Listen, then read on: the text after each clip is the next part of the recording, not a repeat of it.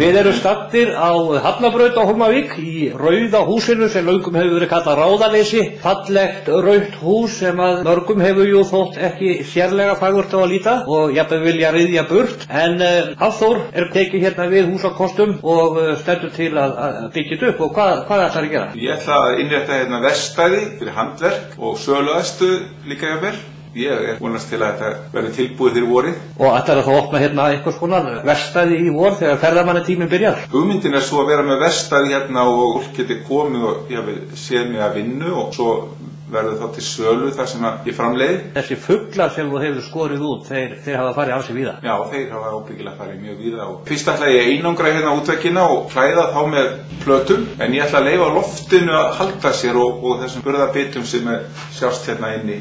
Svo verður náttúrulega að setja eitthvað á gólfi. Þetta var nú eiginlega gluggalaust þegar ég kom að þessu fyrst, það var engin gluggi og ég er að smíða núna í þetta 4 glugga. Þú hefur áður reynt að verða út húsnæði hér á Hólmavík fyrir þessa stunda þessa iðju? Ja, ég sótti að fá gamla barnaskólan en það var ekki búið að ganga frá deiliskipulagi svo það var að bíða. Ég vænti þess að þetta sé ekki síðra. Þú ættir að kíkja hérna við svolítið seinna þegar verður komið eitthvað lag á þetta hjá mér.